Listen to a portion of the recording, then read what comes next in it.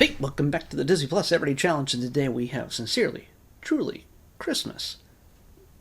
Not sort of Christmas, not kind of Christmas. Sincerely, I'm telling the truth. Sincerely, Truly, Christmas. This is from 2024, so it's pretty new. It's an hour and 28 minutes long because all of these films have to be at the most maximum an hour and 28 minutes long. Some have fallen to an hour and 26. Some might be an hour and 27. But I think an hour and 28 minutes is the limit for a Lifetime Channel movie because they need to do these really bad cuts to commercials, even though there's no commercials when I'm watching it here. They're formatted with commercial breaks, and man, it seems like they really cut out way too early on the way to commercial. Like the scene is still going, it feels like it, and it fades to black and then comes back for the next scene. It's a little my little nitpicky thing about the production of these things. I realize at some point somebody has told these people an hour and 28 minutes, and where are we going to cut? Well, we can't cut a number of the scenes. We have to cut to the commercial breaks, I guess. I don't know. That's just the way it works. Anyway, hey, it's Mickey again. This is actually a very different type of Lifetime Christmas movie. Usually, from the start, there is either a parent or a best friend trying to hook up the lead character, the heroine. It's almost always a female lead character. It's rarely ever a male lead. If it is a male, his wife has died. And maybe he has a daughter to take care of or something. I don't know. It's just, there's certain rules. As I've said with many of these episodes, I'm watching about 24 different Lifetime movies over the course of this month. Yeah, every few days it's like two or three of these Lifetime movies, and then a special edition performance or a short or something. I'm getting rid of all the Christmas stuff. I'm just saying. I may not be doing another Christmas series again, because at least not consecutively in this run. Anyway, but we do get something we haven't gotten so far in the previous films. While this is not focused primarily on the romance, it's a side effect, of course, and it is a requirement for each of these types of films. It is not the focus. Nobody is like, oh, Jenny, or, okay, in this case, Christina, man, you've been not dating forever. Oh, wait, no, there's a little bit of talk about her rough dating history, and that she's very particular, but mostly it's her. It's mostly her talking about it. There's nobody just like, hey, you've been alone for a while. You need to find a man. It'd be nice if you gave me grandchildren. Those kind of things. So none of that is in this. There's no pressure. Nobody's like coming at her to get that man. And her going, oh, I'll just never find that guy. He is just impossible. And all the men I know I hate, and I spilled coffee on one this morning because we bumped into each other. That's never going to work out because he's awful. And that's the man. That's always the man. So in this case, we have Christina, who works for a record company. And it's a little convoluted. I don't want to ruin too much on this because it is actually a unique structure to the story. There's actually a lot of good, unique things in this story that set it apart from all the others. She's way too honest. That's her main problem. That's kind of the gist of who she is. And her parents have come to New York City to spend time with her for the holidays at her apartment. It's a little bit of a change for her parents, but she is, a gracious host, and also has to be making 7 figures easily, maybe 8. Working at a record company as, I guess, a talent AOR. I don't know. I don't know what's going on. That she has just this massive, just apartment. Normally, when you find an apartment in New York City, if you look straight and you look to the left and the right, you see your entire apartment. All of it. Just if you turn around, you might put your back to the wall. That then you are seeing your entire apartment without turning your head. That is this. There's rooms, there's floors, there's stairs, there's wood, like wood railing, and it's really nice for New York. I'm not sure if she's Upper West, Upper East. I don't know, but she's making a whole lot of money, and then she gets fired for being too honest. Yeah. Yeah. So, but this is not even part of it. She's while she's upset, she has this tradition as a kid. It's never seemed to work out before, but apparently works because she's in New York City, and mom and dad are visiting, and there's an ornament on the tree that she always makes a wish on. And this year she makes a wish on it that I can't remember how it was exactly worded, but it was that she wished she knew what people wanted. For Christmas? I don't know if she was very specific about that, but the results of that wish come true. And so every time she talks to somebody, is in the presence of somebody, they start a sentence out of their own volition saying, I want, all of a sudden the camera focus really pushes and pulls, and this spacey look gets on their face. It's like, I want a pony. Like, that was an example, but they're just like, I want a stocking. Like, okay. And that becomes a funny bit for a while, and I realized the limitations you had to put on it, that it had to be, I want a pony for Christmas. It has to be for Christmas. It can't be just like, I want world peace.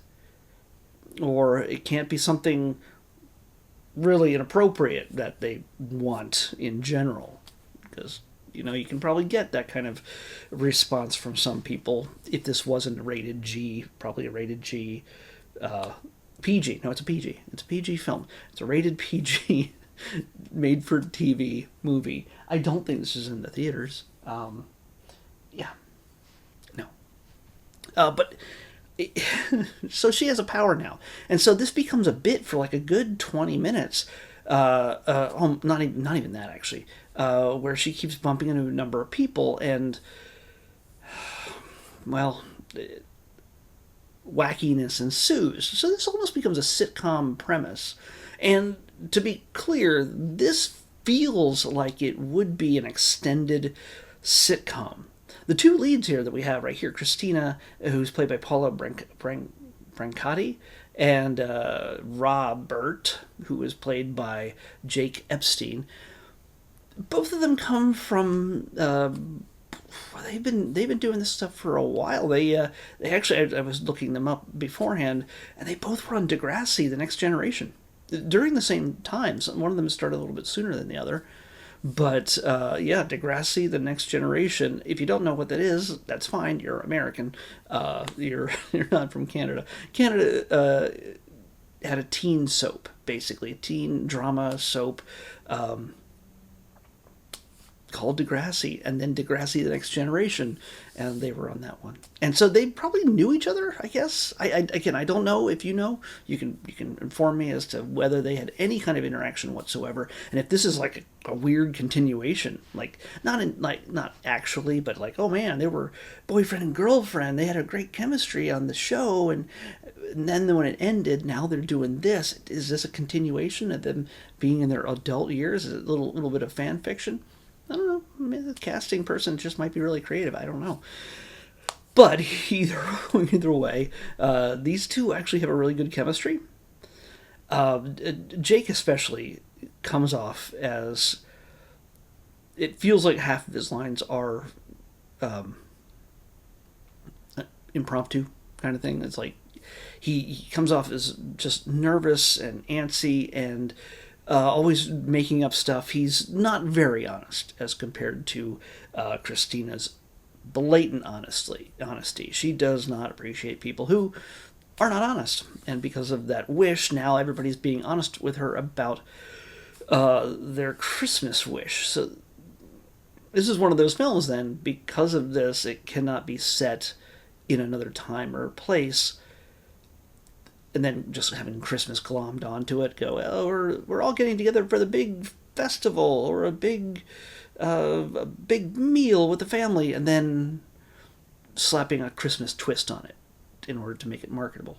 It's not this situation. This is all about Christmas.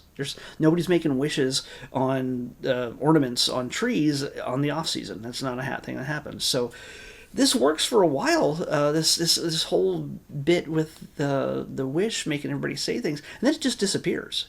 For the most part, it's later on in this movie. It's used sparingly. Yes, there's a kid. He has a kid and a dead wife. They're recovering from that. He's also got an incredible apartment. And by the way, I didn't say she had a house. She had an apartment that looked better than most houses on the interior. We don't really get to see what it looks like on the outside, which means it was a set more than likely, but it was still just way too nice for an apartment. And he has this astounding looking apartment. It's in New York City. It looks more like a New York City apartment. I don't know. But he's a realtor. And they meet through a meet cute by her accidentally going to a house where the door is wide open and going, hey, is anybody in here? I want to make sure that the door isn't just, everybody's okay. And then he hits on her. And then later on, she needs him for something. She blows him off pretty much and like, oh, you're weird and you're very aggressive. And then she needs him for something in order to help her get her job back. Or at least help with some sort of charity event. And that's a whole other story with getting a guy to come back from retirement and play a very popular Christmas song that none of us have ever heard, but was made for the movie. Yeah. Being this is all about the music license and music company and everything else. They're very particular about any music that's used in this. Just saying, you'll notice that you'll recognize none of the music, even the stuff that's being played on the kids' headphones. So while Robert is doing his best to hide a secret from his son, they're going to have to move across the country sometime in the coming year. And the kid's still getting over his loss of his mom and all the memories he has here in New York City. What are you going to do? What are you going to do? And he doesn't want to tell the truth. So he makes up a lot of stuff. He gets really nervous. And she's like, just tell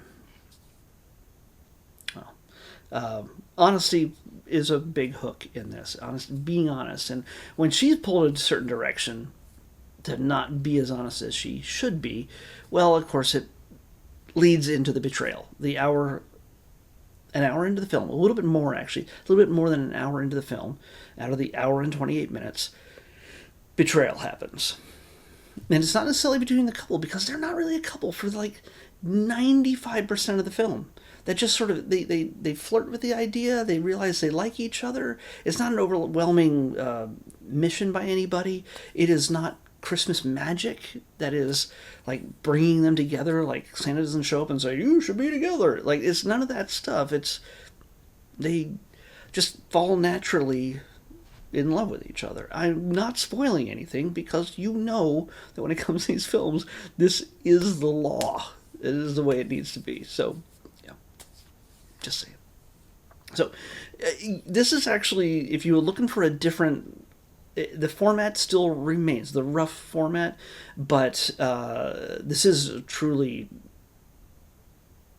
different structure, at least character-wise and story-wise. They're going to get together. That's just a thing. And the betrayal does happen, and then they have to apologize and make things right. And the big culmination that is actually a mixture of sincerity and comedy. They do have, again, I think their work previously, I have a feeling that each of these have spent a lot of time in sitcom auditions. Like, at some point in their lives, they've been just they probably have such a reel of just so many of their, well, I guess you don't really put in auditions for failed shows, but yeah, I don't know. I don't have a reel. I have friends who have reels, but I don't have a reel. A reel is what an actor puts together in order to get considered for a role. They used to all go into different auditions half the time. Nowadays, they create mostly just a reel, and the people at the studio tend to look at them to see if they have the right look and everything else. But that's a whole different thing. Either way, everybody in this is acting like they're in a sitcom. Everybody's not just reciting lines, and we get that with a lot of these things. A lot of people are just sort of going through the motions. They realize this paycheck will pay their mortgage for the next few months. But in this one, even Christina's parents are fully formed creatures. They're fully formed. Dad is a goof half the time. Mom is, you can see that she's struggling with a little something that I won't ruin for you, but she's having a hard time, and she's being as sweet as she can, but it's not, it's not just a bonk you over the head kind of thing. And part of this power that she has is called a Christmas power. Yes, this Christmas power she has does help people be honest and help people connect. So it's not just about like, hey, I want this for Christmas. It gives people an insight to her as to what they truly want. Where one person says they want a stocking, another person says I want to build a sandcastle on the beach, another person wants to go to this arcade. Different people want different things. So somebody wants footy pajamas. What's that all about? So it's a little bit of mystery building, and it's all about understanding people a little bit better, and not necessarily making everything black and white as Christina tends to do. She wants brutal honesty from everybody all the time, and sometimes it's not possible. But it still requires you to have the ability to understand nuance in people. So, yeah, I actually like this, at least the beat and the characters and the actors, more than I like in many of the others. It flowed differently for me. So, I definitely check it out. There's a lot that I've watched so far. There's even more to come. So, I can't tell you which one is my favorite just yet. Because, again, this is the one where I feel like they're not trying to be in a Christmas movie. All the other ones are definitely, like, feel like they're, oh, we're doing a Christmas movie, and they're in that acting mode, I guess. I don't know how to explain that. I have to consult my actor friends if that's a mode they have to get into. So, anyway, we have one of the sillier names. There's a lot of silly names when it comes to these movies. Tomorrow, we have Merry Little Christmas Baby. Little is not spelled the normal way. It's Liddle, and it's the last name of one or more characters in this. And I chose these three: Enchanted Christmas Cake yesterday, Sincerely Truly Christmas, and Merry Little Christmas Baby. I assume that I put them together because they were all supernatural based in some way. I don't know if Merry Little Christmas Baby is that at all. Christmas Cake wasn't. Sincerely Truly Christmas was. We'll see tomorrow when we watch Merry Little Christmas Baby on the next Disney Plus Everyday Challenge. I'll see you back here tomorrow with that.